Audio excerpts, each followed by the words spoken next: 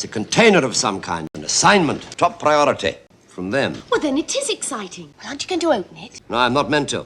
It's only meant for one person and creature. It will only open for Pull to open. Pull to open. Yes, and what do you do? unpeople, undoing unthings, untogether. Diseased. Who knows? Perhaps they're right. All we've got to do is switch on now and see what happens.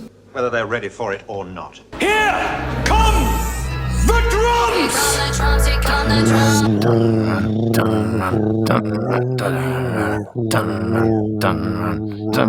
Hello, and welcome to Pull to Open, an ongoing quest to watch all of Doctor Who, the entire television program, in random order. I'm Pete Paschal. And I'm Chris Taylor, and sometimes we do these intros in random order, not in the order I expected. And sometimes we both want to say hello to you, dear listener, because we're so excited to be on this random quest with you. Exactly. So excited with what we've got for you today, a thing that you may not necessarily, if you're a Doctor Who fan, be excited about. But let's set it up. Let's set it up, if you will. Previously on Pull to Open. 3 stories ago, guys, we were in the Tom Baker era. We were in the middle of the Key to Time saga with a little episode called The Pirate Planet, written by one Douglas Adams.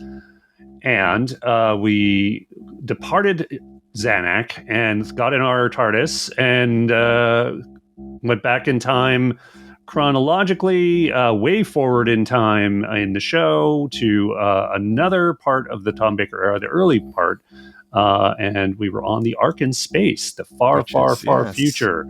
So not set in the 30th century.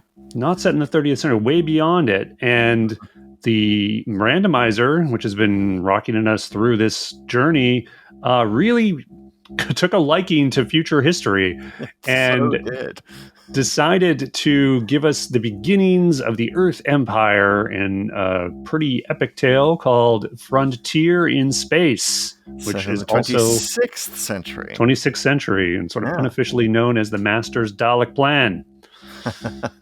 And then it's time to see the decline of that empire. And it actually happened in the season previous. And so this is taken us to season 9, serial 4, The Mutants. Yes, and I should say I feel responsible for bringing us here, because what I asked the randomizer at the end of last week was, hey, I kind of liked the well-drawn empires of Earth and Draconia. I liked the political intrigue there, like the fact that there was some nuance of, debate within each empire. Show us some more of that. Show us some kind of knotty political space opera stuff. And lo and behold, it served it right up. It was like, boom, you want it? You got it. I'm not sure I really got the dish that I asked for. This is definitely one of those moments where the dish comes back in the kitchen and I'm looking at what everyone else at the table has gotten and thinking, I really shouldn't have ordered this. It sounded good. I'm not sure. It's kind of this rainbow of color on my plate and it looks really weird. When we talk about why the randomizer brought us here, I think we can just skip that one because it just completely directly answered you and gave you what you wanted. Guys, as well as featuring mutants who were also in Frontier in Space. I mean, yes, that's right. We've got some wild connections to talk about.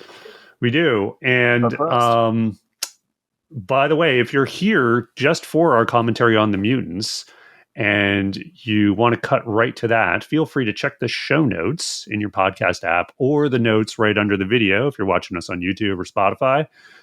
And check for the time code, which will be there very prominently in the right after the description. You can cut right to that and get. Yeah, if you are dying of radiation poisoning, then please skip forward, and we'll discuss the cure. We'll talk crystals, and you can get straight to that. Usually starts about 10 minutes in. If you never look at the show notes, we're trying to roughly do that with the feedback loop. A lot of interesting stuff going on in the feedback loop, including the Homergy Challenge, which is coming up. But in the meantime, we'd just like to remind you folks that one of the best ways to show that you like Pull to Open is to leave a review in the podcast app you're using, especially Apple Podcasts, if you happen to be using that. I know I do occasionally. But if you're in there, just leave a review. 5-star reviews are fun. you feel really good about yourself when you leave a 5-star review for a podcast. You're going to get that warm radioactive glow with you all day. But there's a better way to share this podcast, and it's a very random discussion of Doctor Who. Is share it with a friend. Don't just review it. Share it with a friend. Send it. Hit that share button on your smartphone, and just like the first 4 or 5 people that pop up, just share the podcast with them. No explanation. Just do it. Yeah, just do it. Tweet it out. Tweet it to your followers. You can do that. Tweet it to your followers. You can follow us on all of the socials. We will get to that. And one thing that you can do on all of the socials, in all of your reviews, is choose a Doctor Who story that you like, represent it in emoji form, and that will form a direct pipeline to Pete torturing my brain, as he is about to now, with what we like to call the Whomoji Charge. Oh, it's my favorite segment. It's happening now. Yep. Where I get to tease the brain of one Chris Taylor on Doctor Who show titles and what their emoji form is. So I got one here. We got a bunch in recently. Okay. Oh, boy. And this one, this is an interesting one. I think you'll like it. So I don't know if you'll get it, but I think you'll like it. I certainly won't get it. Set expectations low. So are you ready, sir? No, but let's do it anyway. All right. Commencing the emoji challenge. This is from Gabriel Canada. He comments on a lot of our YouTube videos. Thank you, Gabriel. And he gives us a couple of these. And I'm going to give you the shorter one right now. So this is 2 emojis. And spoiler, they're the same emoji. So here it is. Oh, no. Okay. First emoji, devil face with horns. Okay. And second emoji, also devil face with horns. Is it the sea devils? Because we're seeing devils. Good guess, but wrong. No. It's the Satan pit because you got 2 Satans there. I think there was only one Satan in the Satan pit. It's a whole pit of Satans. I'm tired of these Satans. And that's the big finish. Pit. That's the big finish sequel. The second Satan. The Satan pool. That one. Yeah. The Satan pool. No. Oh God. Is there a devil? Is there just the devils? Title in all of Doctor Who? You're getting warm. Oh, really? The demons. Boom. Exactly. There we go. Thank goodness we were in the Pertwee era, and my brain was sort of in that realm anyway. Is it the demons or the daemons? I'm always daemons. I don't know. I think it's I think they pronounce it the daemons, like in the actual show, but I think it's actually like that. You just pronounce it normally, like demons. I think that's how you're supposed to say the word. I'm going to split the difference and say daemons, which is how I always think of it when I spell it that way. Daemons. Beautiful. That was good. That was a good exercise in process of elimination. Nicely done, sir. Yes. Thank you, Gabriel, for that emoji challenge. And we'll get to the other one and some others that we also got in from various folks in the coming weeks. Oh, wow. You guys like to torture me. I love it. Bring it on. All right. Speaking of bringing it on, guys, keep bringing it on Spotify. Hey, Spotify listeners, we're talking to you now. Not only can you rate this show Pull to Open on your mobile app, you can give a rating for the Doctor Who stories that we talk about. So as fans know, we give a rating for the story we're talking about at the end of every episode of Pull to Open. There's the Dalek, the Ogron, the Viscount Banger. We'll explain all those at the end of the show. But you too have a voice on Spotify and something we're going to be calling Poll to Open, because you use the poll feature on Spotify to basically vote. And we keep these polls open for as long as we can, which is quite a while. So if you're finding this podcast in the future and you think, oh, I missed the boat on voting on Mutants or whatever, no, you have it. Go ahead. Go to your the poll feature in the show and go ahead and have your vote, and then we will talk about the results. Vote early, vote late, vote often, whatever you like. And we got results for the arc in space. We do? Which is an interesting one because, as we noted at the time, both returning showrunner RTD and Stephen Moffat rated this their favorite Classic Who episode ever, so presumably would have called it a Viscount banger. But only 10% of our audience agreed with them. I know. And yes, 80% of them agreed with us when we rated it a Dalek. Very solid showing on the Dalek. Yeah. But still a Dalek. Not a banger.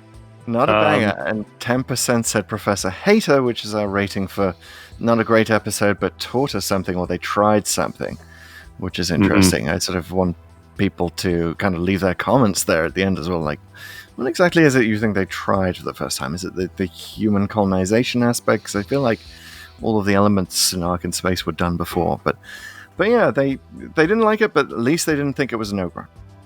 No. Yeah, exactly. I could see that. They definitely tried to make it more adult. So maybe that's what they were sort of voting for, because it was famously the first story produced by Philip Hinchcliffe. They also tried some bugs. So that's always fun. Yeah, I guess, yeah, the Hinchcliffe thing. That makes sense. Right. Yeah, no Ogrons, no fixed points in time. Looking forward to the results from the Frontier in Space, see how many Ogrons we get for that, for the most Ogron stuffed story. If you're an Ogron, please fire up Ogron Spotify and vote Ogron. Yeah, do not feel obligated to give it an Ogron just because there are Ogrons in it, though. I feel I should emphasize that. It might get a poorer showing for the Frontier in Space, but you might have to disqualify some of those Ogron votes if it tends to dominate the rating. So we'll see. Yes, and if you're a Dalek, also feel free to vote a Dalek. All right, but do so very late in the day, at the very last minute, as a surprise. Well, if you are a Spotify listener, you might also want to check us out on another platform, that being YouTube. So we're at youtube.com/boltopen. Now, even though you can see us on Spotify, because we're on Spotify video podcasts, we are also on YouTube, and it is a great thing to subscribe to us there as well, because that will also really help the show. So plus, obviously, you can see all of the Easter eggs in our background. There's also a way to get notifications whenever we have new content. So all of that's great. And special bonus, we are now also on YouTube Music. So if you listen to YouTube Music, if you subscribe to that, you should be able to easily find us. Just search for Pull to Open and we will pop up on the podcasts tab or whatever that is in the search results on YouTube Music. And you can subscribe to us there too. So that's good times. That's exciting. Lots of really good discussion on YouTube too. We have lots of good comments. And I'd like to highlight one of those now. And it's from one of our fans there on YouTube. It's Nat Smith. And they're commenting on our podcast for Frontier in Space. And he made me aware of something that I don't think I might have been aware of once and just kind of forgot about. But anyway, here's the comment. It says, maybe this would be more relevant for when you all get to the story, but I love the fact that it's nearly universally agreed upon that the reason the Daleks executed the Master in the opening of the TV movie was for letting the Doctor escape in the last moments of this story, thus defeating their efforts on Spyridon, which is the planet of the Daleks in the following story.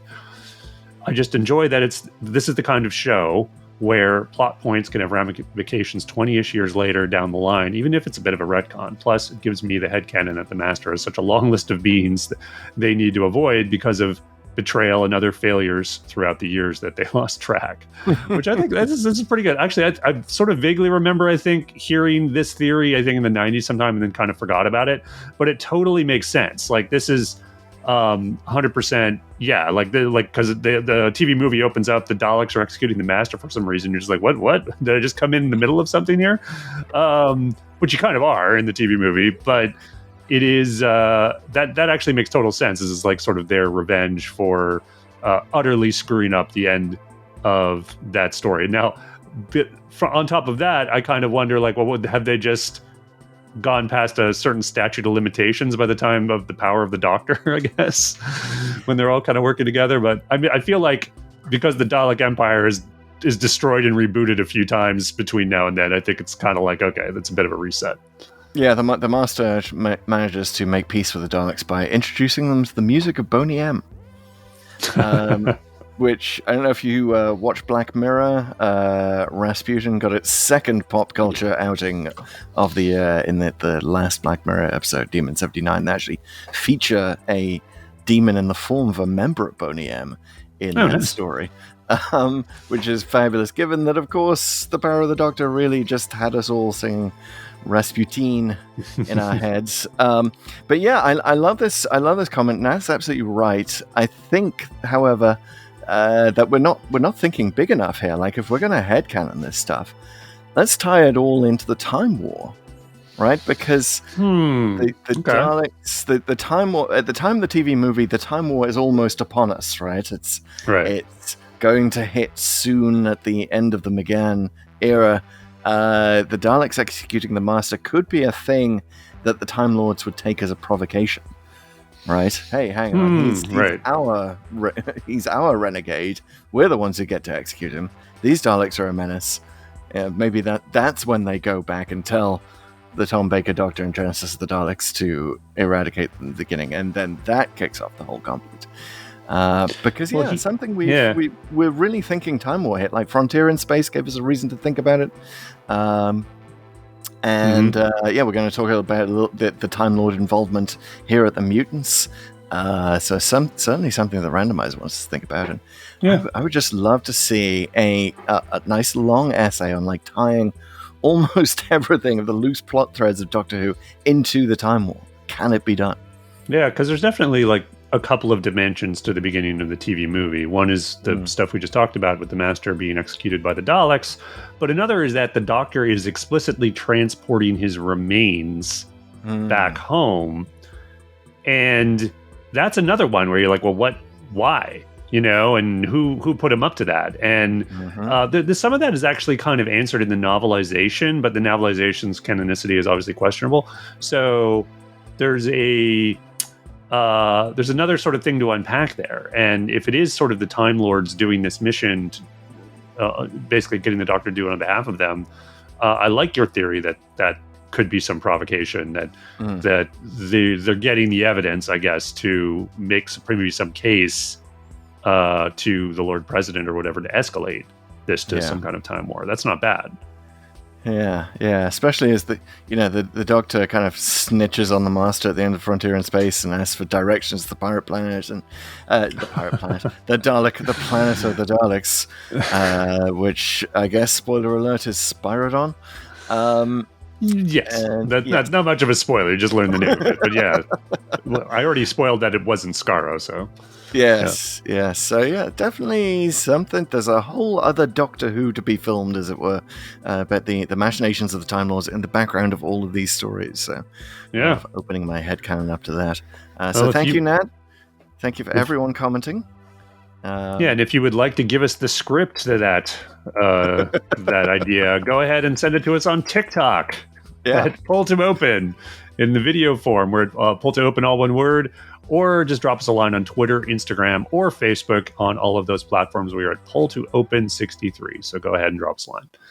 All right. And it's finally time to talk about the Time War ad nauseam, because that's how we pick off. That's what the Mutants is all about, right? Yeah, right? Yeah. I'd like to start a half-hour audio essay on the subject of the Mutants and the Time War. That sounds like a great way to start off our recap, right, Pete? Time War didn't watch. No. TWDW? Hey. No, guys, it is time for TLDW. Too Long Didn't Watch Too Long Doctor Who, where we summarize the entire plot of a Doctor Who story in record time. And today, the person doing it has a whole 3 minutes, because this is 6 full episodes of the classic series, for which we allot 30 seconds per episode. And the person to take advantage of all of that time is one Chris Taylor. Are you ready, sir? Second time I've asked that of you today. I think I need to beam down to Solos first and do some more research. You guys are okay. You just talk amongst yourselves for the next half hour. I'll go check this out again. All right. It's been a colony for 500 years, so they have some time. No, but we should get to this quickly before those missiles hit. All right. I'm going to assume you're ready. I'm going to start the countdown to the official pull to open summary of The Mutants in 3, 2, 1, go. Okay, so we started on the planet of Solace, and there's a old guy coming out of the mist, and it's not Monty Python, it's the mutants, because the Marshal and Stubbs and Cotton are chasing him, and they shoot him, and the Marshal is some guy who's like, he's a mutt, and Stubbs and Cotton are like, God, this planet can't get independence fast enough. Cut to the Doctor and Joe in their lab, and they've just received something. Something has appeared, and Joe is like, is this lunch? Is it a bomb? No, it's a message from the Time Lords, but the Doctor can't open it. He has to get to the TARDIS and go to this Skybase 1, which is in orbit around Solace, and there's a peace conference going on there between the people on the planet and the Overlords, which is the future human empire. And the Doctor's like, hey, can someone open this? Turns out to be this guy named Kai can open the special message from the Time Lords. But what happens? Oh, the administrator of the stations has just been assassinated by the Solace people, and there's panic, and the Marshal is taken over. It's martial law, and the Doctor and Joe and Stubbs and Cotton are all running around, and eventually they go down to the caves on Solace, and the Marshal's trying to bomb them out with Professor Jaeger, who's basically a Nazi doctor, and but the Doctor survives in the caves, and they encounter these really mutated versions of the Solace people, and but they also find this professor who's been down there for ages, who saves them from the radiation and brings them to his special lair. And he used to be with the Overlords as well. But he and the Doctor and Joe, they all find this crystal, which they do some experimentation on. They manage to open the package from the Time Lords, and they see that it's all like little hieroglyphs explaining that Solace has actually got like a 500-year going on, and they're changing seasons, and these things aren't mutations. It's a natural life cycle that always happens on Solace, like a butterfly kind of thing going on. So, but meanwhile, the Marshal is mad. He wants to totally turn the atmosphere into Earth air, and he keeps bombarding the planet with it. But they're all beamed back up, and there's a rebellion and a revolt, and the Marshal accidentally shoots a hole in Skybase 1. And a bunch of people get sucked out into space, but eventually the Earth investigators arrive, and Joe tells them everything about what's been going on. The Doctor sort of kind of is worried about Joe, so he doesn't tell the investigators everything, but eventually he does, and then the Marshal ends up getting killed by Kai, who's mutated into his super form, and then the Doctor and Joe go back into the broom cupboard and back into the TARDIS while telling very bad jokes. And what else is going on? Cotton elects to remain behind with this professor. Time. Oh, cool. Yeah. Yes, you got it, and then you didn't with the filler. Good job. Thank you. I figured get to the end as fast as possible, and then I can go back and use the extra seconds. This is my new. Well, I was worried. This happens a lot, actually, I think, when you're basically exhausted your first 30 seconds, so ostensibly the first episode, and you're about 5 minutes in. Yes. You did a lot of like the first couple of scenes in your TLDW. Yes. Yeah. Well, so with Frontier in Space last week, we noted there was a lot of prison scenes. You can kind of conflate them a lot. Here, there's just a lot of going back and forth between Solace and the Skybase, right? Right, and into the caves, and you don't really see much of Solace other than the caves, and like a couple of shots. There's a couple of shots of the village and a couple of shots of bushes that people crouch under. I mean, I guess in that first scene when they're chasing the old guy. Yeah, but and no women. Strangely enough, that is one thing you definitely notice. There are no women on Solace. How do they? I mean, do they reproduce asexually? What is going on? I feel like you needed Sarah Jane there to talk about not just women's lib coming to Solace, but women. Liberate the women from the underground caves in which you're keeping them, people. Yeah. So taking a step back, The Mutants is one. The second story to be called The Mutants in Doctor Who. Yes. Which is kind of a funny thing, because it used to be that the second serial, which is now known as the Daleks generally, was called The Mutants for a long time, or at least that sort of used both names. And then after this was broadcast, they stopped calling it The Mutants. more or less. And you have to go way back on some old material to really find it referred to that way. Time But can be rewritten. It's a pretty. This is also the second story written by Bob who is it? Bob Baker and Dave Martin. Those are the guys. Yes. Baker and Martin. They're just the Baker and Martin team. We've seen their stuff before with the Claws of Axos. Yeah. They're very prolific. They wrote a lot of stories together. I think when you got a team, I guess you can really crank these out. This is a very overtly political story. Very political. And definitely sort of highlighting the evils of colonization and sort of the racism that gets associated with that. It kind of hits you over the head with it, but I think you get it. Like, and it doesn't do it in such a way like Orphan 55 does, where it's super preachy. I think this is simply a future portrayal of this kind of idea.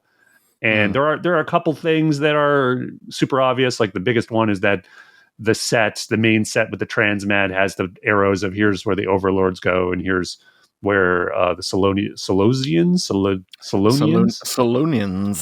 go. And it's one of those things. Why would they even need separate transmats? And and it's not supposed to be logical, right? It's the whole point. Is like you don't need separate water fountains as well, separate schools or etc. So probably the most overtly political moment where I think that the Doctor and Joe kind of look at it, and he literally said segregation as he looks at that. It's on the political front. It was trying to pack a little too much in. Now, I'm definitely a fan of narratives that tackle politics from a remove. Star Trek did it a lot in the 60s, obviously, famously. But here there were just kind of too many cooks in the political kitchen, as it were. So Baker and Martin really wanted to do something about South Africa and segregation. Terrence Dix, who we last encountered when we were at the War Games, when he wanted to say something about war. By the way, we were with his co-writer Malcolm Hulk last week in The Frontier in Space, another randomizer connection. Well, Dix was script editor at this time. He was script editor, and he wanted to do something more focused on British colonialism and decolonization. And this is definitely a period, this is 1971, 72 when 72 sounds right. 72, yes. So this is a period where all of a sudden, and we talked about this with Carnival of Monsters, all of a sudden British TV is full of programs that are re-examining the British Empire and sort of saying, oops, sorry, I didn't realize we did that. So, Britain's kind of coming to terms with itself in the early 70s. And meanwhile, Barry Letts had this idea for a species that kind of evolves like a butterfly. It's actually a very original idea. I couldn't find any previous example of that in science fiction history. That's kind of new. It kind of feels a bit Game of Thrones, doesn't it? With the idea of the seasons being hundreds of years long. Yeah. I mean, I confess I've actually never gotten into Game of Thrones, and that might be something that I've just made all Pull to Open listeners go, what? I have never really gotten into it. It's not really explained in Game of Thrones. It's just kind of taken as a point of fact in the world that, winter will last for, we don't know how long, 10 years, 12 years, whatever, like it's going to be a serious winter. And then there's spring and summer, etc. So you definitely get a sense of like you would definitely be more surprised by those ideas from something in 1972. And I think you're right. I'm trying to sort of, as you were asking, had anything done this? My quick Rolodex of the Star Trek, original Star Trek, I can't really. There might be something in there. No, nothing really comes to mind. I do know in later Star Treks they do these kinds of things, and there was definitely sort of a famous or infamous episode in the first season of Star Trek Enterprise that talked about a race that is going to undergoing some sort of natural evolutionary process, and this is what sort of begets the Prime Directive. Interesting. But that's the only clear example of that, and there's probably something in Next Generation just because it went 7 seasons and they did every possible plot, I think. So it's a bit too much. It's almost, like something we often accuse Stephen Moffat of, is kind of packing too many concepts into one story. And that's definitely what's going on here. Like all of those things, segregation, colonialism, the butterfly evolution, these could all have been separate stories. Well, they were also going to include a little bit on cloning towards the end for whatever reason. And that, they rightly decided, let's not do that because it would make it too complicated. And they ended up, it's funny, they ended up doing something like that in The Invisible Enemy, where they kind of just throw in cloning so he can go into his own brain and stuff like that, which sort of seems like a funny semi-extraneous thing. So Doctor Who even got around to doing the extra ideas that they had in various episodes. Recycle your ideas. Star Wars famous for doing that. Dixon Letts, they also added Professor Jaeger, who's sort of as I described him, as a Nazi doctor in the TLDW. Kind of what he is, basically, because he's, he may be a well-meaning scientist, but like he's chemically bombarding this planet. Yeah, he's complicit, I think is a good word for him. So, it's a good place to start, honestly, talking about him and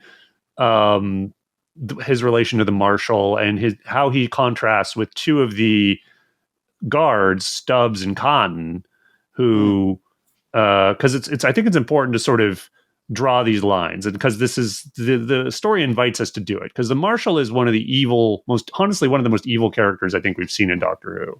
Yeah, and we can get to him in a bit. Stubbs and Cotton are kind of these guys who don't really like what they're doing, but they're kind of almost the just obeying orders type until the Doctor shows up and things start to really go bad, and they're kind of forced to make a choice, and they choose to start working against the Marshal, which is good for them. Whereas Jaeger, Stubbs and Cotton, whereas Jaeger doesn't, right? He clearly makes the choice to stay with the Marshal and his plan, regardless, whether that's reluctantly, and it probably is a bit reluctantly. I mean, I think you can tell from the script. And there's even a moment in episode 6 where the Marshal, basically, I think he's talking about how he's putting the people back in the room where all the radiation is coming in. And he says, like, well, the radiation is going to be, they'll die. And he's like, yeah, that's the whole point. And Jaeger's, he's sort of taken aback. He's kind of horrified just by the casual cruelty and evil of this guy. And he sort of goes, but he doesn't do anything. He's just kind of like, oh, okay, I guess that's what we're doing, And that's kind of like what he does throughout, like with the missiles, and he's changing the atmosphere, and he sort of makes up these reasons to justify it to himself. He's like, Earth's dying, and we need this colony, and the Doctor has a really great retort at one point to him, which is like, genocide is a side effect. Yeah, we can't worry about side effects. It's like, genocide is a side effect. Wow. Think about what you're doing. But of course, even if he does think about what he's doing, he never reverses course. He never changes his mind or switches sides. So I think it's totally fair to call him essentially a Nazi doctor, which is, even though he's not the psycho, he's not the guy literally taking the skin and making lamps out of it or whatever, horrors you want to pick from the Nazi time, but he is sort of like not actively working against this horrible thing that's happening. And it's harsh judgment, I'll admit, but it is what it is, and again, we have to sort of take the script on its face value here. Jaeger, man, he's not that much of a redeeming character. He's the Jaeger bomb. He's. I mean, I just wish that all of these things had room to breathe, right? Because they kind of just all come together. We had 6 episodes. I know. You'd think, but so much of it is taken up with running around caves. And like little scenes back on the station, and just and also we should say, just while we're at this 30,000 feet view, some of the worst acting ever. There's some bad stuff. Who are you thinking of specifically? I've got my picks on this one. Well, I would say the Marshal is not. Oh, really? Yeah, I actually didn't mind him. But anyway, go on. We'll get to Cotton. Like, Cotton's kind of an obvious one, but but the guy who's playing the Marshal just sort of doesn't really seem to be having fun with it. Like he's this Hermann Goering figure. He's a total fascist. He's got the totally fascist uniform with the helmet, and he just he wants to terraform the planet, and he wants to recolonize it basically. But like the actor, he almost plays him a bit understated. Which is weird. Like when everyone else is kind of overacting, he's underacting. Whereas this is the role where you exaggerate and kind of have fun with it, right? If you're going to do this at all. And yet it's just sort of like, he's just like the not fun boss. He's just so shouty and just so kind of single-minded. Like there's nothing to him. There's nothing compelling to him. You don't get any sense of layers. Yeah, there definitely isn't layers to him. I mean, he's not conflicted at all. But that's actually honestly why I find him a good, not a good character, but I like seeing this brand of evil on display. You could make a case either way on the acting. I thought honestly, it's weird. I saw this when I was a kid. I only seen this one other time when I sort of was first watching Pertwee. And or maybe the second time. I think I actually saw the omnibus version. So I remember when I said I sort of checked out of Pertwee on the initial run. I think it was right around here, and it might have been even like the first couple episodes of the Mutants that had me check out. But I was young. I was like 10 or 11, and a lot of the political stuff would have gone over my head.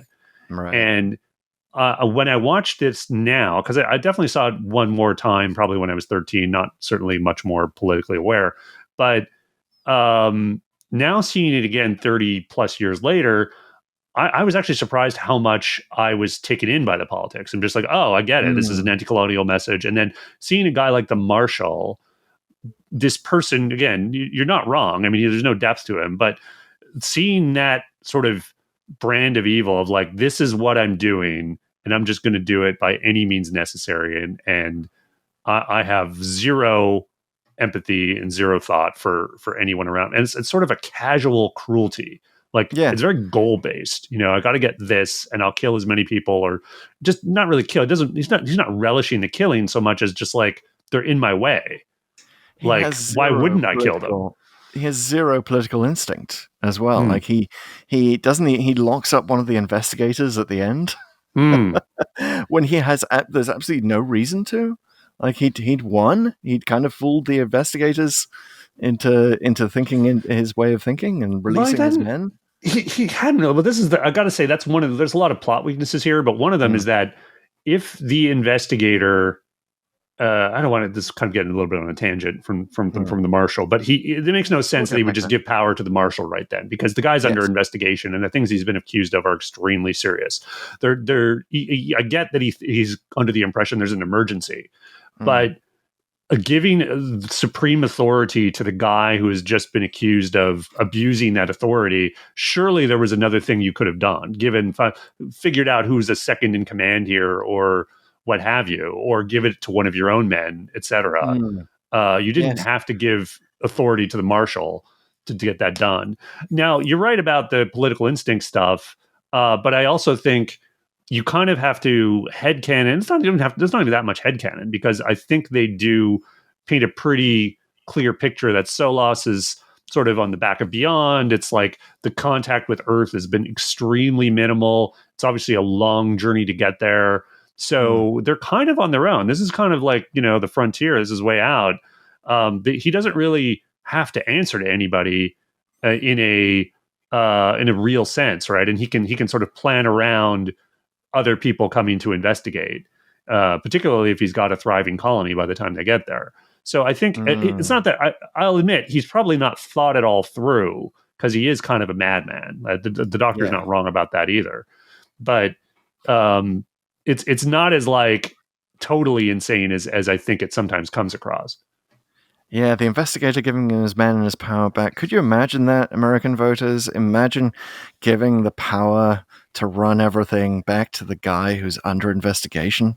Sorry, a little bit of politics, Hey, settle Throw down. that in there. But yeah, so to get back to the casting of the Marshal, I would have Right. loved. So Jeffrey frickin' Palmer is in this. He's the guy who plays the administrator, who is Oh, yeah. the cool guy who wants to, give solace back to the Solonians and get the hell out of there, go back home, decolonize. And he's the one who gets assassinated. Now, Jeffrey Palmer, British people know him from just everything. He's such an amazing actor. He's been in Doctor Who 2 other times. He was, I believe, the captain of the Titanic in Voyage of the Damned. Oh, wow. Yeah. Okay. Yeah. Now that he definitely looked familiar. Okay. Yep. Makes sense. I think Wheel in Space is the other one, but he's just in everything, and he is the finest actor in this. So to assassinate him at the end of episode 1, very poor choice. I would actually have loved to have seen him as the Marshal, because then he would have brought some depth to the character, I think, and made it much more interesting, given how much we have to focus on him. Like, I think a thing that obviously this is hindsight. What we know now from the golden age of television is anti-heroes are potentially the most interesting people in a multi-episode TV story.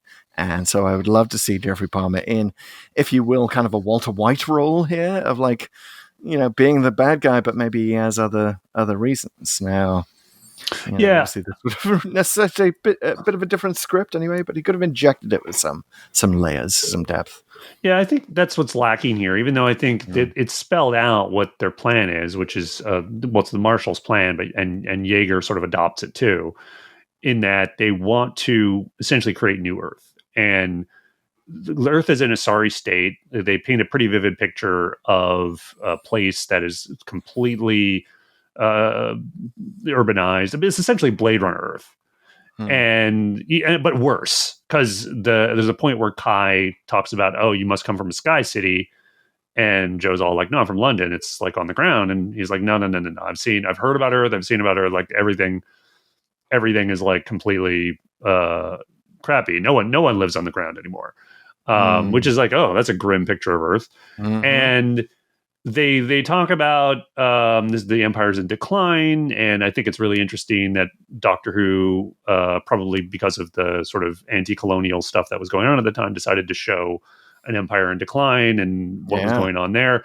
And before, it actually showed the beginnings of it, right, in Frontier in Space. So it's funny, the randomizer sort of taking us in reverse order of this, sort of in the kind of the proper order as far as the chronology goes. Randomizer not being random.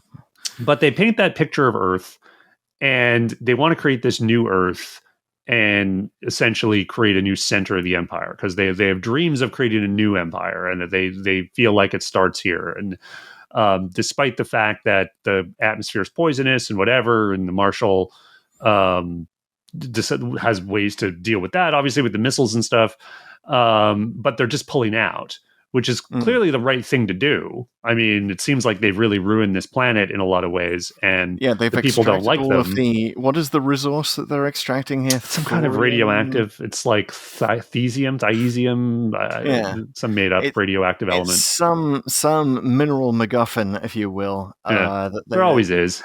Yeah, that they have extracted for the They did this a lot in the Pertwee era with like Peladon and stuff. Anyway. But it definitely gets that connection between, colonialism and the extraction of resources, right? So yes, kind of really adult history stuff here being inserted into a kid's show. It's fascinating. Definitely you can't fault them for their ambition on this. Yeah, absolutely. Perhaps too much stuff trapped in. But to go back to the casting, I think it is time to tackle the problem of Rick James, who is the guy who plays Cotton, and is an actor from Antigua. And I believe the director really fought to get a black actor into this production. And I'm glad he did, because it's obviously, it's dealing with issues of segregation and let's get a bit of diversity in there as well. Now, Rick James, who plays Cotton, he's kind of derided by a lot of Doctor Who fans for being a terrible actor in this. And you've got to admit, it is not his finest hour. And a part of the problem is, so Baker and Martin were very surprised that he was cast. as an Antiguan actor, because they'd written this part for a Cockney. Like, they'd written all of the dialogue for a Cockney. Stubbs is clearly from Liverpool. He's a Scouser. And, Cotton was going to be a Cockney. So, yeah, he even calls him like Stubbsy at one point. It seems like a weird choice almost. We've done a lot better in Cockney, but Stubbsy, hey, Stubbsy. Yeah.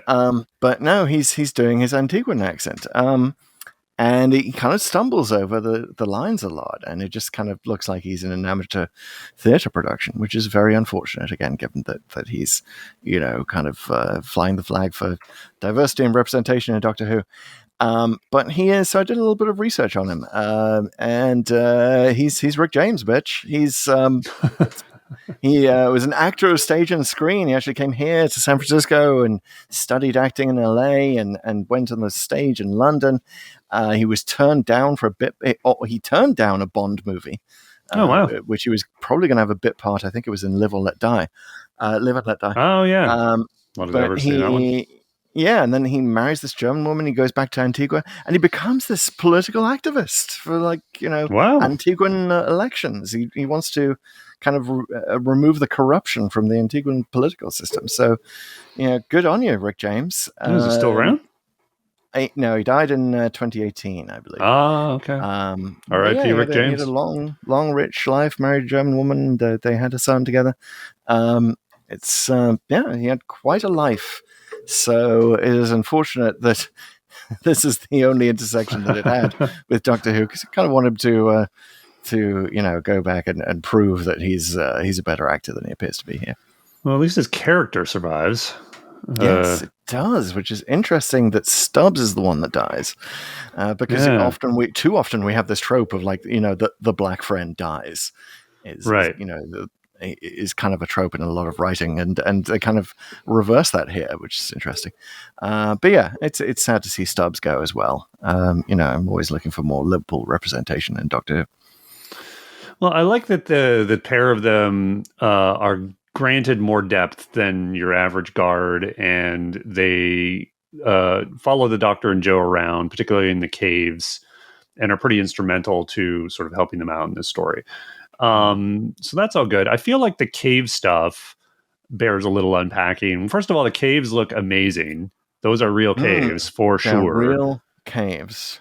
They're some of the best caves Doctor Who is shot in. I think they actually kind of reminded me. I'm not sure. I haven't. I don't. Maybe it is. Maybe it isn't. But they look very similar, I think, to some of the caves in the Five Doctors.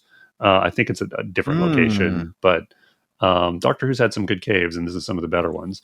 These are some of the better ones, but it was so. I just read an interview with a designer on this who said some things that were like, you could never do that today. He said that we just smeared wallpaper paste and glitter on the walls of the caves. Which is like, really? Were you concerned about that?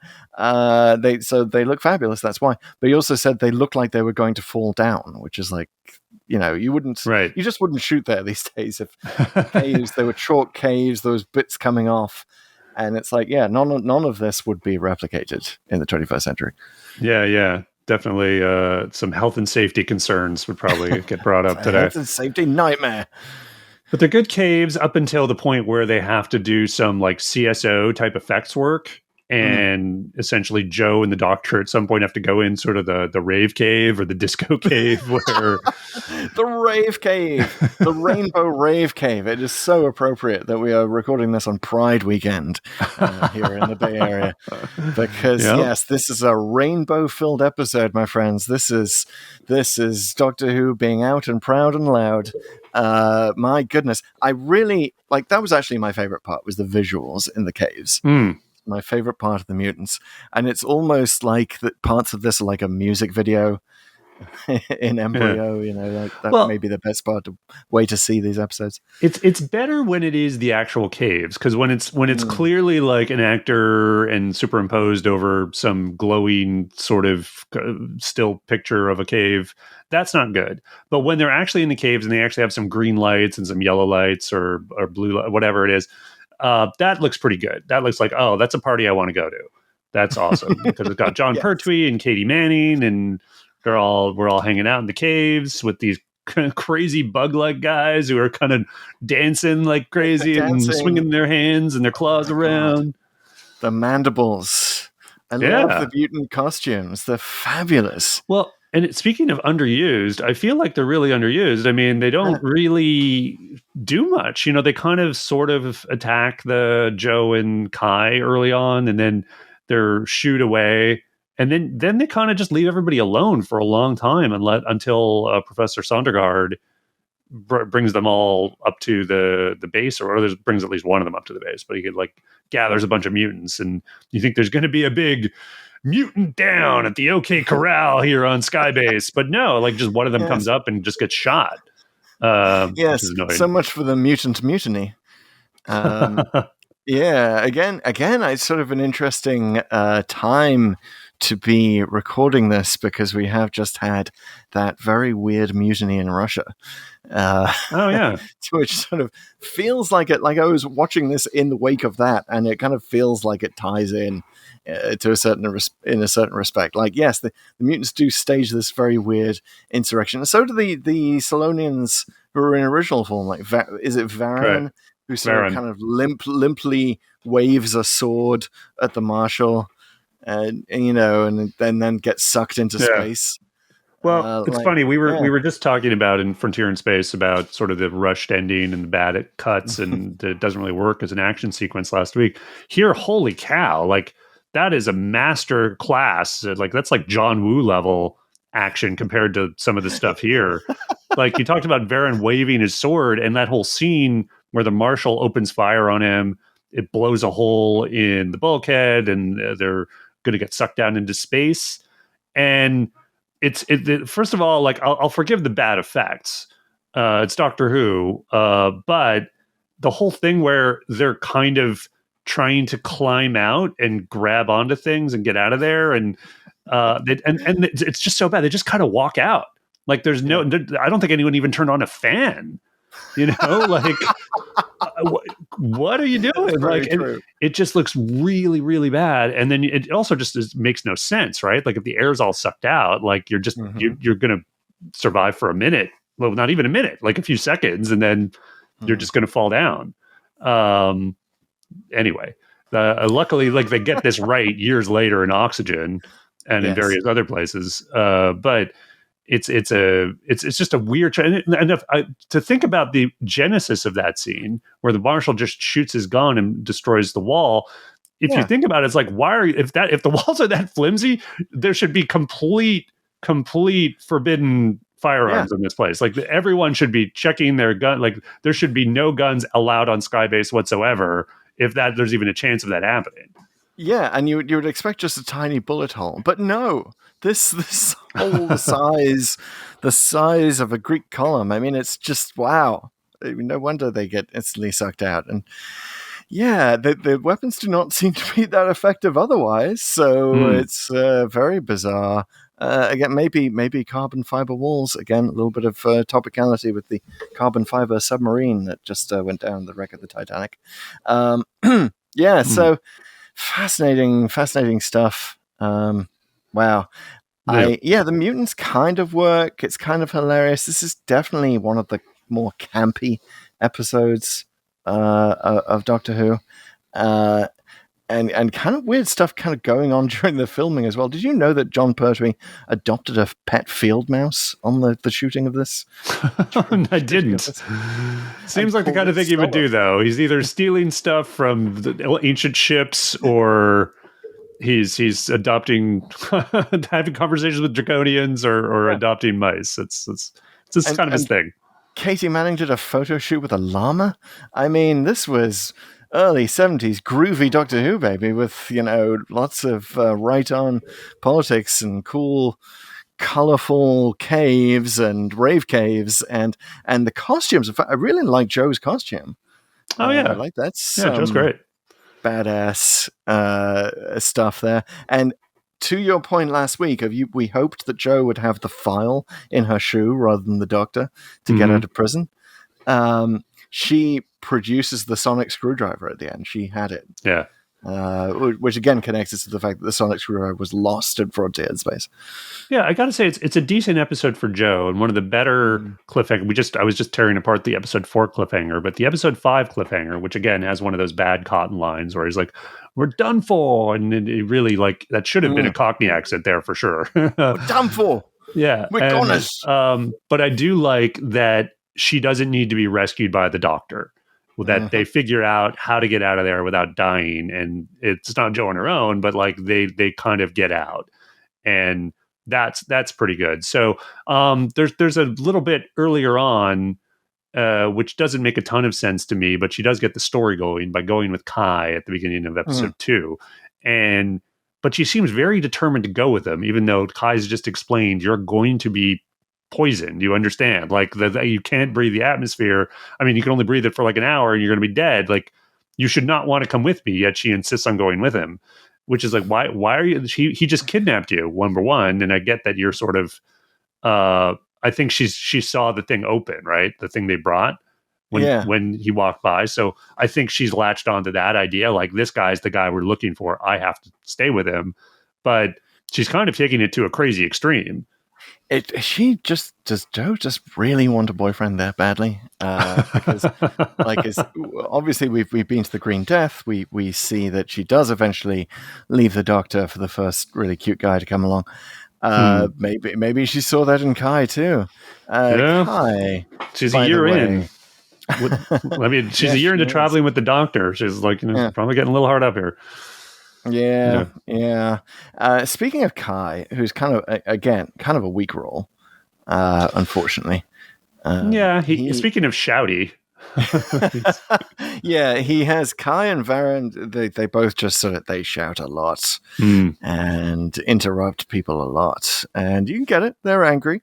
Their planet's been colonized, but like maybe some variation of emotion. I don't know. Maybe during the seasons they only have one emotion. They only have the shouty season, and then they turn into butterflies. So Kai originally the idea was they find this crystal in the caves, and they in the original script they turn the crystal into a serum. They inject the serum into Kai. He becomes literally, and it is called this in the script, Super Kai. So instead of being this kind of floaty, rainbow-colored, again, very 70s, very Earth, Wind and Fire music video kind of thing that he's doing at the end there, floating around in rainbow, he like literally just becomes this super version of himself and then kills the Marshal that way. How did you like that, by the way? How did you like him just killing the Marshal? It's so nothing. It's so just, and it was a shame to find out that Barry Letts was very proud of that scene because he was overlaying 6 different images to create it. And I think at that point we just don't care. Yeah. It's an example that is still well taken today in modern entertainment. Like you can have all the special effects in the world, but if the script just like if you don't care about the character, it's not going to land. It's not going to. Yeah. And I think he was so caught up in doing all the layering, he didn't focus much on what he was layering because there's a bit like basically if you look at the Kai, Super Kai in the realized version, he's got this cape on. So yeah, very Super Kai, but like the cape is clearly on a floor, right? Like it's longer than his feet go, and it's just sort of sitting there on even though he's floating. So. It's very obvious. I mean, I watched this with Grace, and Grace was just like, "Well, it's on the floor." Like she was kind of laughing, like she was like, "Okay, doesn't look that good." But I more like on the act of just killing the Marshal. I was a little disappointed. First of all, it's kind of a non-moment. I mean, there's not a lot of is made of it. There's no real drama to it. And are we made to think great? Like it strikes me again for a show that is a script that is very moralistic. It seems like an act of revenge as opposed to justice. And you can make a case either way, but honestly, I would have rather seen the Doctor being the voice of that good and that justice step in like, no, don't kill him. He has to stand trial for his crimes. Right. Like, in other words, and see him taken off at the end to the 30th century equivalent of The Hague, right? Absolutely. That would have been good because, like when you just murder him like that, you don't get that that closure, that full reckoning of the crimes he's done. It's just, oh, he's gone, and now we're good. It's just a kind of an empty thing, and Yeah, he deserved to be disappointing ending. bombarded with radiation and poison gas. Make the punishment fit the crime. But yeah, it's unfortunate, lost opportunity. I think you're absolutely right about that. Sondergaard's an interesting character, isn't he? What did you think of him? He's kind of, first of all, wow, he must have a lot of razors down there in the caves. I was just going to say. well, perfect bald head. Well, arguably, maybe he's just been not great about keeping that suit on. He kind of like forgot his helmet at one point, and the doctor had to remind him. So it's like, oh, so maybe that radiation is getting to him after all. Yeah, Sondergaard. I like the idea of the character. Like, it's a good dimension when he talks about how he ended up down there. He's like, I really tried to do something about this. Like, I radioed sent my messages to Earth, but the Marshal intercepted them, and I realized Solas has become a slave colony under the Marshal. Yeah. So, like, that's good. That there are. This isn't. It's not new to resist him, right? Like, the people have been knowing he's been bad for a long time. It's hard to once he's large and in charge to actually do something about it, particularly since he has no compunctions about getting rid of anyone who opposes him. Sondergaard is the scientist who's gone native. By the way, he did, in the original script, he spoke bits of Swedish, which is an interesting choice, but he still, I guess, got the accent. It would have, I think it would have solved a lot of problems at a stroke if he and Jaeger had some sort of relationship. Like, because they're both scientists, and they take different approaches, right? Sondergaard is the one who resisted, and Jaeger is the one who obeys orders. And having them at least mention each other, it would have been good. Would have been more of a coherent whole. Would have hung together a bit better as a story, I think. Yeah, no, I totally get that. Actually, it's a really good idea. And speaking of duos that kind of should hang together better. Stubbs and Cotton, like it could have been a Rosencrantz and Guildenstern kind of situation with them. Like, guards, we see so many guards. We were talking about this in the Pirate Planet, the idea of like zeroing in on a particular guard, as they do in The Force Awakens, and kind of just letting us see under the helmet for once. Great idea. You don't really feel them, do you? I mean, I don't think it's just Rick James struggling with the Cockney script. I don't know. They seem like they should pop more than they do. Yeah, I feel like they're slow. They're a slow roll. Like, you kind of get a couple of lines early on, but you don't really get a sense of like, oh, we're supposed to be getting to know these guys and rooting for them until around episode 2 or 3. And I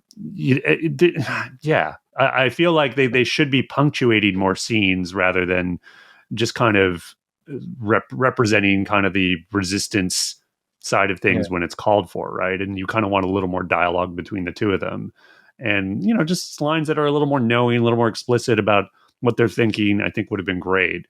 A lot. There's just a lot of missed opportunities. I got to say, one of the other weaknesses is just in the set choices and the set design, because they obviously reuse the same set of the sky base for the receiving transmat thing on the planet. So it's the exact same set. So that's just practically dumb, because it's just like, well, now I'm confused where the characters are. Like, there was a point where Sondergaard comes in with the mutants in the set, and the first thought Grace and I both had were like, wait, how did he get to the sky base? And then we're just, oh, right, this is the other place that looks exactly the same as the sky base. And so I didn't get that either.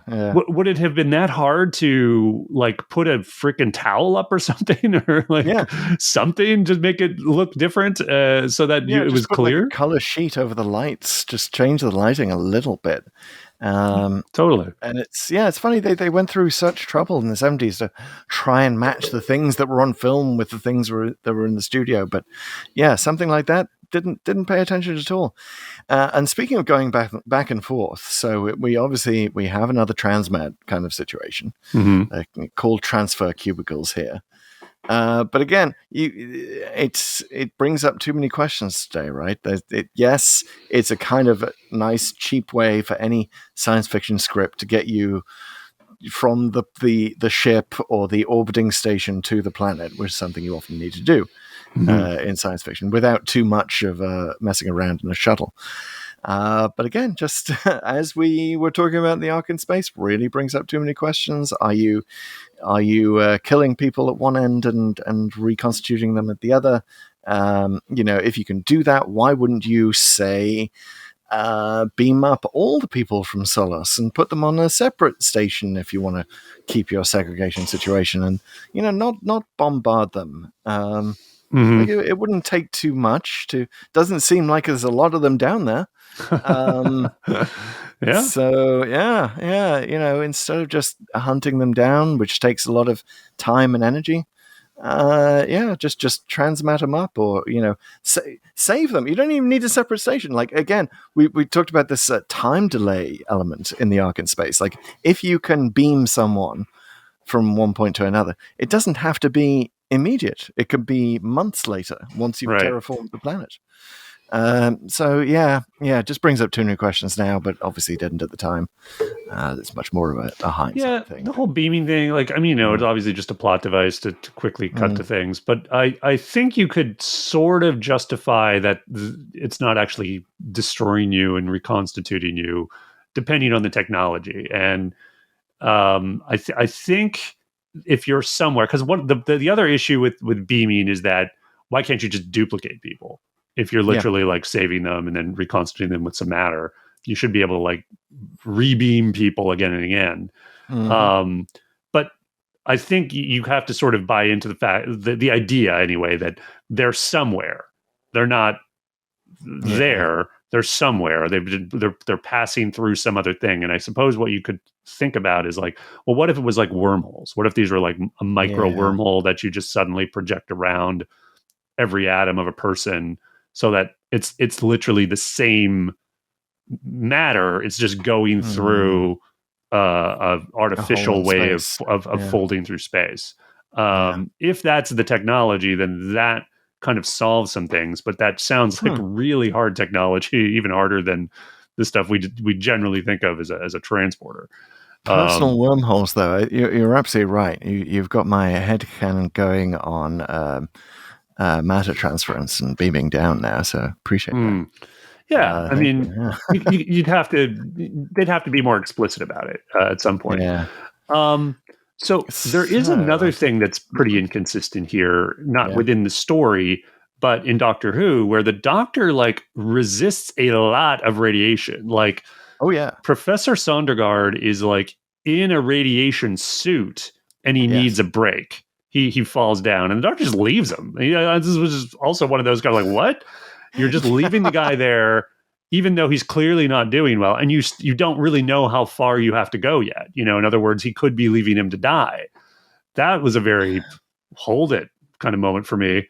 But the Doctor keeps going, wearing only his tuxedo, and he gets the crystal and comes back no problem, which is how because doesn't he die of radiation? I haven't seen Planet of Spiders, but he has died of radiation. Planet of Spiders arguably is something a little different, but he definitely dies of radiation when he's the 10th Doctor. He gets a big dose of it, and he has to regenerate. And we also see him taking radiation pills in Destiny of the Daleks, which we were at not too long ago. So what is the deal? Maybe a Time Lord's body can take only so much can absorb only so much radiation, and then it's full up, and then anything beyond that is dangerous. So if the Pertwee regeneration hadn't been so cavalier, the Doctor in Caves of Androzani, for one thing, could have, because that was radiation as well, right? Spectrox. No, that was poison. Oh no, that's poisoning.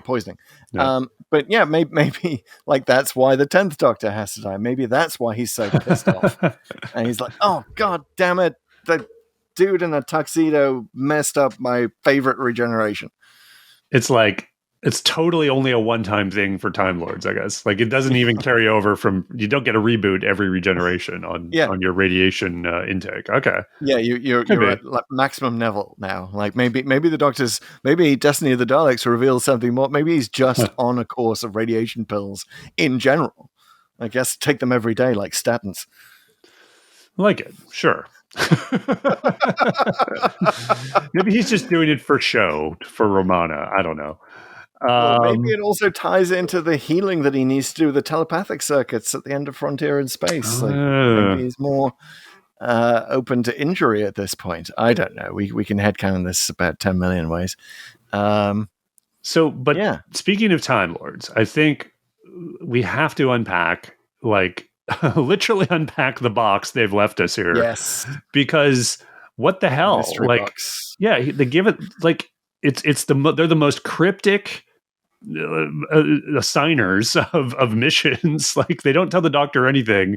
They just program the TARDIS, give him the box, leave him to figure it all out. Okay.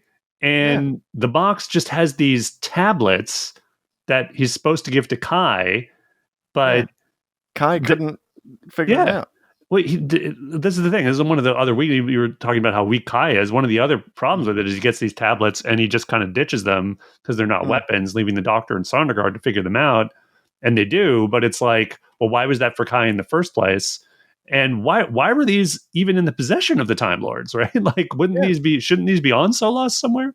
You feel like there's this whole CIA pre-adventure on Solas or something where some Time Lord sort of gets them and somebody dies and hands them to him or whatever because he's running from the Marshal's goons, and he takes them back to Gallifrey and they realize there's some Solas plays some key thing in the far future. So it's like, get this back. The Doctor's got to make sure that gets sorted out because the Marshal is screwing up this fixed point in time.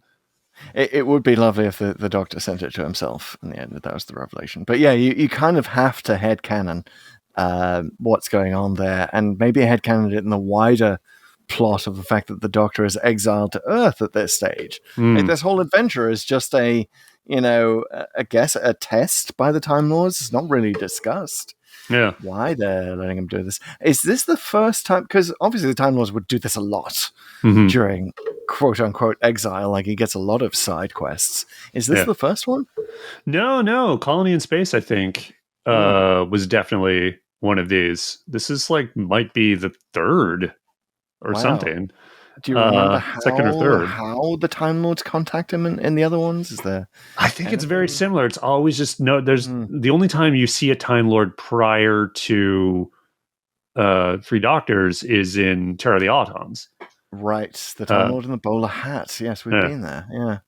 Yeah, such a weird way.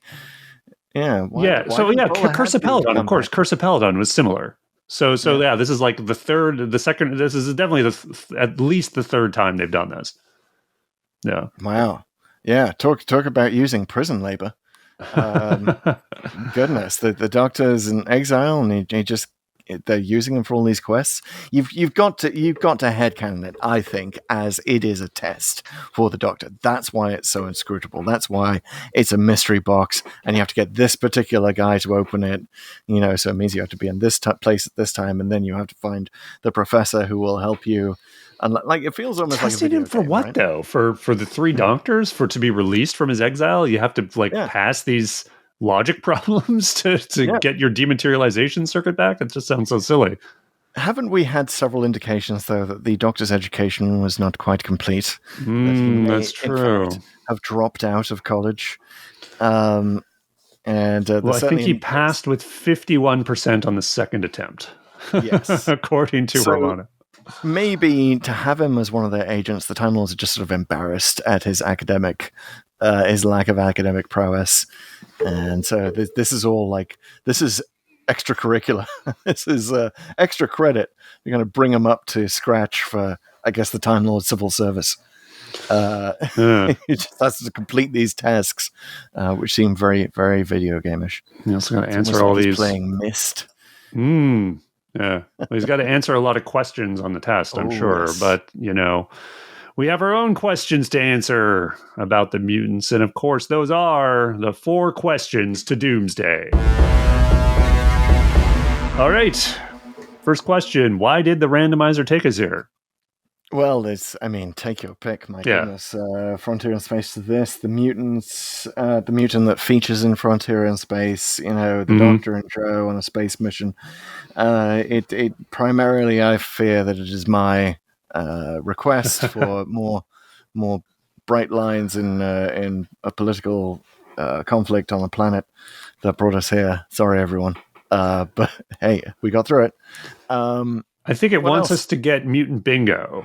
And we won't get mutant bingo, by the way, until we do the Brain of Morbius. Because now that we've done Frontier in Space and the mutants, we have the 2 appearances of the mutants in the Pertwee era. And you sort of see that costume anyway, again, one last time in the Brain of Morbius. Oh, wow. So I think it's really working on mutant bingo. I'm so glad those bugs have checked out once they checked in. So, by the way, I mentioned in our Frontier in Space podcast that the famous Pertwee sort of publicity photo that was taken around this time, and I've sort of misremembered it. I realize now because I thought it had a mutant on it. It doesn't, because I actually have the photo. I found it. I got this at a convention in the 80s, and you can see it's Pertwee. If you watch it on YouTube, I'm holding up the photo. You hold it up to the camera. So I'm going to get it even closer. It's Pertwee with a Sea Devil and Cyberman and a Dalek. Wow. And the funny thing, I got this in the 80s. It's actually signed by Anthony Ainley. What? It's funny. And but on the back, Katie Manning.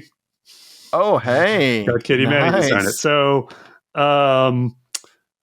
So anyway, just thought I'd throw that in. Kind of funny that this is a thing. But there is no mutant in the photo, so I wanted to set the record straight on the famous. Well, you just said draw one on the back and pretend that Katie Manning did it. Exactly. So thanks, Randomizer, for making me make that connection back to the 80s convention in Spokane, Washington. Wow, fabulous! The randomizer clearly wants to punish me for saying that we were sick of being earthbound with Pertwee. Sorry, randomizer. Yes, we were not. Yes, he was in space a lot. I get it. He did his own space operas. Gotcha. And he wore green and red. So he has the red jacket in this one, the green one in Frontier in Space. So styling man. Yes, I didn't realize that. Okay, thanks for putting that out, Randomizer. Randomizer likes complementary colors. He does.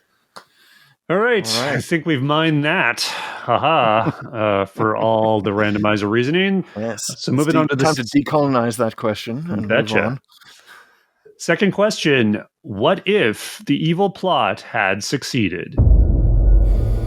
Okay, so the evil plot is the Marshal. Right, no question. He wants to terraform the planet at all costs, even if it means killing the inhabitants. I presume that means that we're going to say that the missile attack on the planet works. And I like it when we can unpack whatever you want, but I like to, when I think about this question, think about the last thing that prevents the person from doing the thing, and that thing doesn't work generally. So in this case, in episode 6, they can't get the crystal to Kai in time, and he dies from the radiation, or basically everybody in that room dies. The Doctor is still betraying the Marshal, so he's already setting up the booby trap. So the thing blows up in Jaeger's face just like it does, but the Marshal then it basically shoots the Doctor for his betrayal, and so presumably he regenerates into Tom Baker, and the Marshal tries to keep his plan going, which is to say terraform the world. So coaxes Jaeger into doing it, maybe gets the Tom Baker Doctor to help him. But what we can't forget is the Time Lords are involved, right? So if the Doctor's not doing his job, they're going to presumably step in and get someone else to do it. Maybe, yeah. Yeah. Maybe Romana can come in early and fix this mess. It is interesting, by the way, isn't it, that the Marshal talks about calling Terraform Solos New Earth. Yeah. Long ahead of the New Earth in the new series. But yeah. So it's Tom Baker, but he's clearly not going to win release from his exile, especially presuming Joe is dead. Yeah, so I mean, it seems like the Time Lords would need to come and clean up his mess somehow, and then send him back to Earth, and then the Tom Baker Doctor has to convince the Brigadier that he's who he is, and hey, I'm sorry, but Joe's dead. So it's kind of like this dark turn in Doctor Who history. And Tom Baker, all Tom Baker stories are unit stories because the Time Lords aren't going to liberate him now. I mean, I guess the 3 Doctors still happens. Maybe it's the 4 Doctors. Yeah, can you imagine? Tom Baker just seems like the Doctor you definitely don't want bound to Earth for like exile. Like he's the guy who's always out and in a spinning TARDIS somewhere in space and just doing stuff, man. I mean, he did have his own share of unit stories, and but you got to think sooner or later. But he always felt more like a freelancer then, as opposed to having to be his job as Pertwee did. So, I feel like you have a different the Tom Baker Doctor gets distracted and starts writing a blog about Earth candies and why jelly babies are his favorite. Well, I just feel like you have a less successful Doctor Who after this, and it sort of ends after a couple of seasons of Tom Baker because no one wants to see him on Earth, stuck on Earth, and we don't have the show. And it just ends around 1975, 76. Would he still meet Sarah Jane Smith? Is the question. All good questions. Wow, so many questions from this evil plot. But so funny how many of these evil plot questions end with what would the next Doctor do in this situation? But ultimately, I just don't think the Marshal can succeed because of the Time Lords being involved. Now, if he somehow gets the missiles and changes the atmosphere, does that then screw up the whole web of time or whatever? Because presumably the Time Lords are invested in Solos being this, normal, like basically going back to status quo and having this 2,000-year evolutionary cycle for some reason. I mean, maybe the super Solonians at some future point just become big galactic players or something. Like they seem to become these omnipotent beings or something that I don't know why they're even restricted to a planet at that point. Maybe they can follow the worm and arc in space and just become spacebound creatures, and maybe they're the ones who go and invade Nova Station, meeting Tom Baker at that end. All right. Well, moving on to the third question, which is, where is the Clara Splinter? Clara Oswald, of course, splintered in time at the end of The Name of the Doctor. She is somewhere in every single story of Doctor Who, doing something in the background. What is she doing here in The Mutants? Well, either she is the leader of the women of Solos, who's taken them all of the women off on some random adventure to get them out of the way of all this nonsense. Maybe they go have a spa day while this is all happening, or they're off on an adventure vacation. But I also think that she might be, like we talked about Time Lord Clara, who we know exists from The Name of the Doctor. She's the one who gives the Doctor the advice to take the busted Type 40 TARDIS in the first place. Maybe she's also the Time Lord who is sending him the puzzle box. Oh, she's CIA Clara. Yes. Interesting. The Clara intervention Clara agency. in action.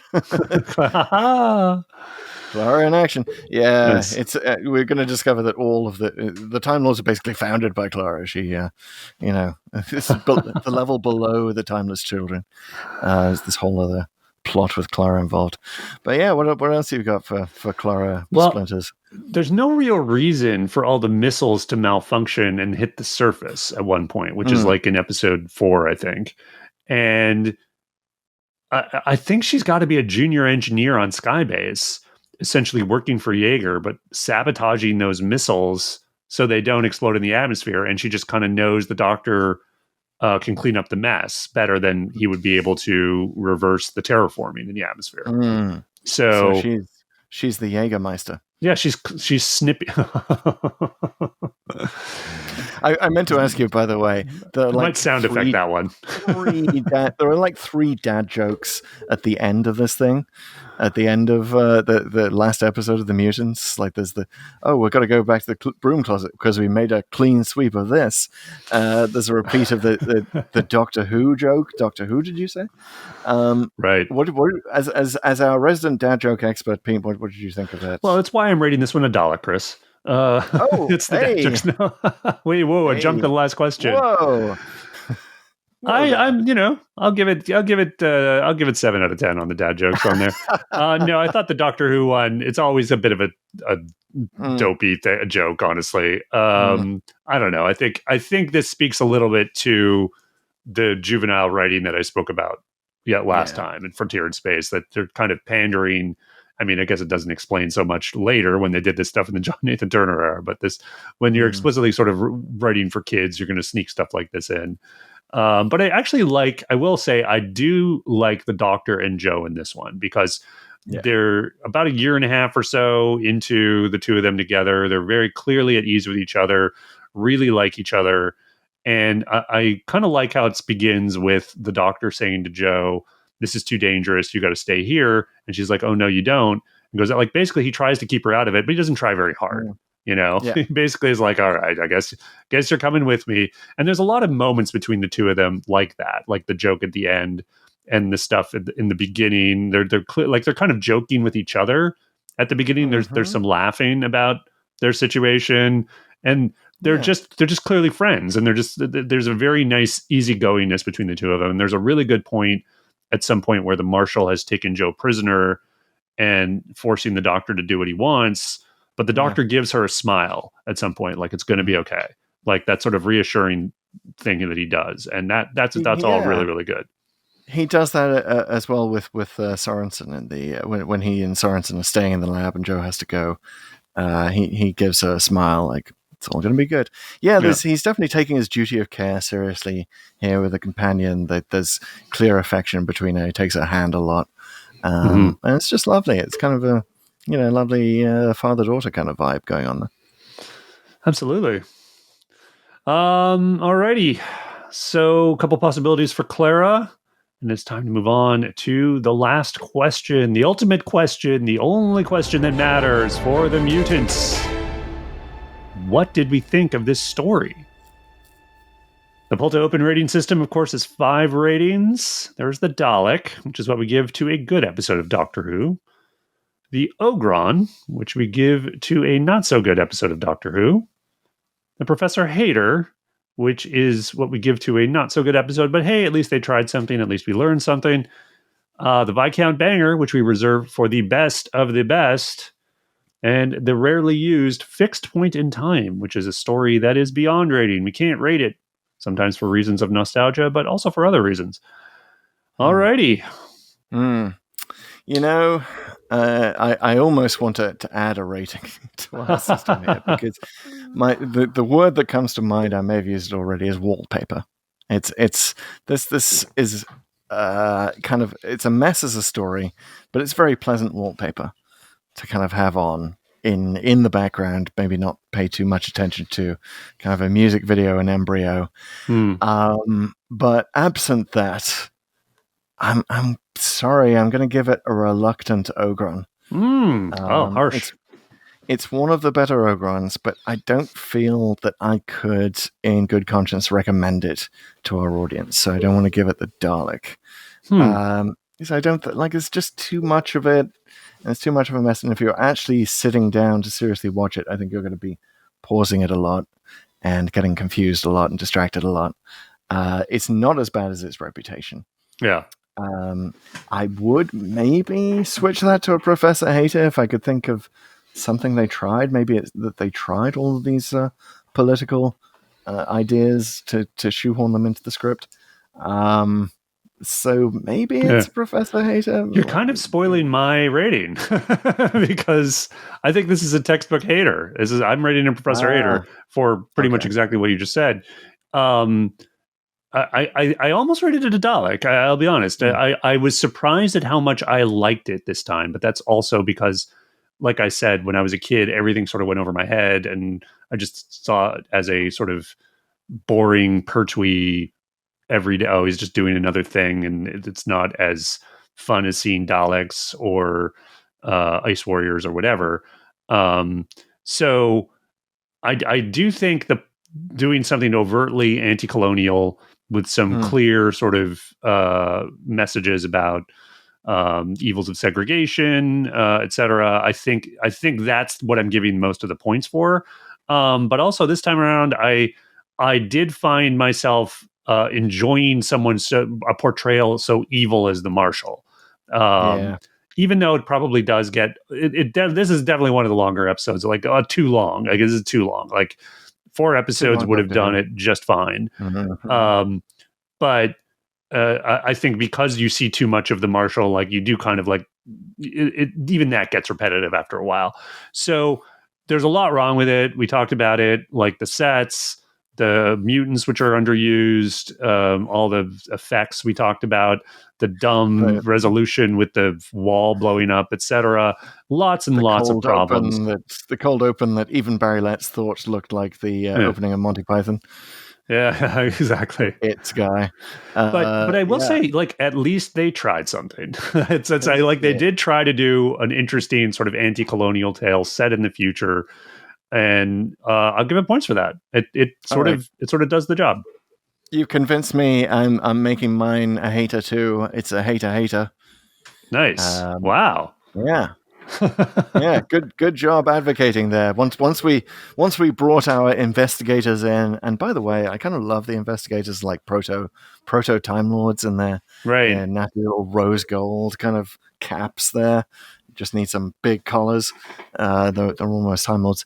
But yeah, once we bring the investigators in and put this thing on trial, I think Professor Hater is the right verdict. So, yeah, the right verdict. All right, we need to get like some kind of tweed jacket that we can both put on when we do a hater. I think. And a bow tie. Concentrate on fish and chips.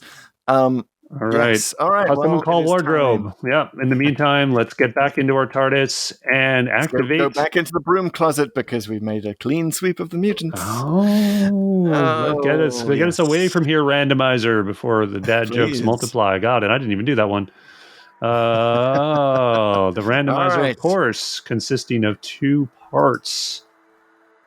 The first part, the Codex, is in front of me. It is a list of every single story that has ever been broadcast in the television show Doctor Who. There are 302 of them. Yes. And we have done almost 100 of them. Yes. Oh, wow. Yeah, well, almost. Almost. Getting there. The almost is doing a lot of lifting there. Yeah, by the way, but last week when I did the intro of like the show we call Doctor Who, and you said, what else would we call it? Well, I realized belatedly that there are many, many answers, but one of them is Dr. Mysterioso. Which is, I was believed, taken from the Mexican title for Doctor Who. Wow. Anyway, yes. All right. Well, that reveals a little something about a Capaldi episode, I'll say. Yeah, maybe you want to take us to Capaldi episode randomizer. But yes, what is the actual number? It is 214. 14! Okay. All right, we're so close. So I take the numbers 214, and plug them into the executor, which bears a remarkable similarity to the website random.org, which creates true randomness.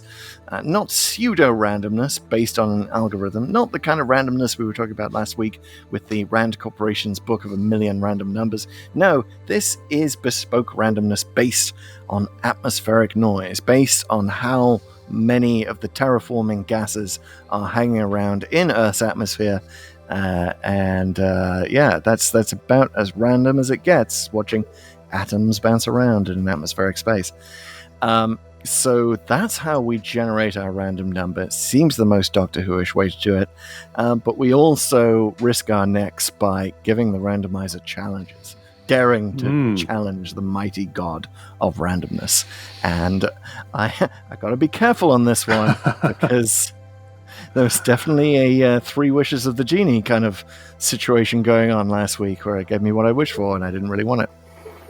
Yeah, so how about I go first on the challenges? So I now know better than to directly ask the randomizer for things I want.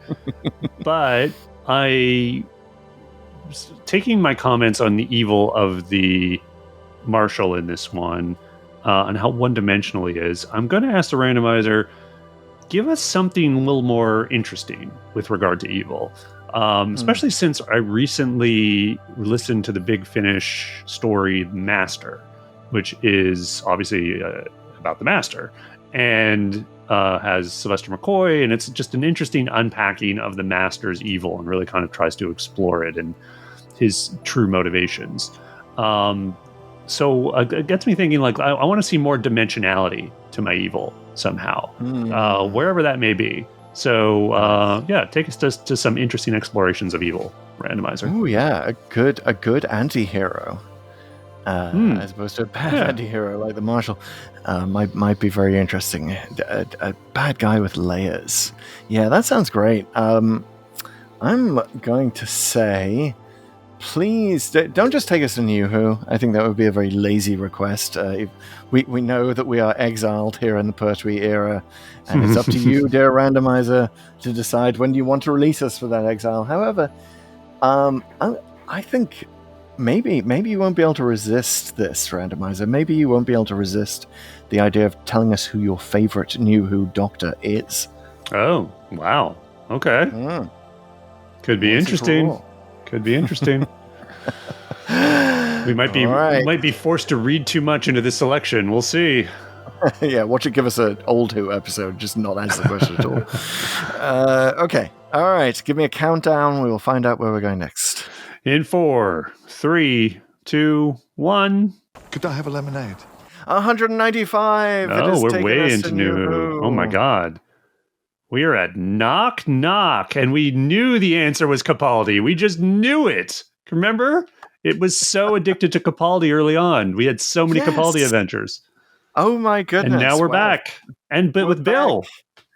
With Capaldi Bill. And Bill. Yeah. We are released from our exile. Capaldi, Bill, and David Suchet, another fine actor to have appeared in Doctor Who. Nice. Yeah. Yeah. It's an interesting one to revisit. I remember not being super thrilled with it at the time, but I feel like a lot of the things we return to in New Who get better with age. So, yeah, this will be great. This is a good challenge. I like it. Not much of a fan of horror myself, but yeah, looking forward to giving this one a rewatch. And again, just so glad to be in New Who. So glad. And we're so glad that you, listener, have been with us all the time here on our examination of the mutants. Hey, guys, that's just what this podcast is about. It's a podcast. You can go ahead and subscribe or follow to this podcast on whatever app or service you are listening to us on. Don't forget also to follow us on YouTube, youtube.com/pull-to-open. And hey, Spotify listeners, we just gave our rating for the mutants. It's time for you to have your voice. Go ahead, check out the poll feature on your podcast app on Spotify, and go ahead and have your vote, whether it's a Viscount Banger, a Dalek, Ogron, a mutant. Oh no, wait, no, a Professor Hater. He could be a mutant. We don't know. Maybe he's got claws in his hands. Into a mutant before the end of Pull to Open. He might have a healing factor. He might go by the name Nightcrawler. Who knows? All those things are possible. Follow us on the socials. That's also possible. We're at Pull to Open on TikTok, Pull to Open at 63 on Instagram, Twitter, and Facebook. We'll see you here next time, where we will be knocking on Knock Knock. Got to get those dad jokes in. Just got to. I'm obligated, guys. But we'll see you again soon. It's going to be a dad joke rich one. Yeah, I'm looking forward to it. Bye, guys. Take care.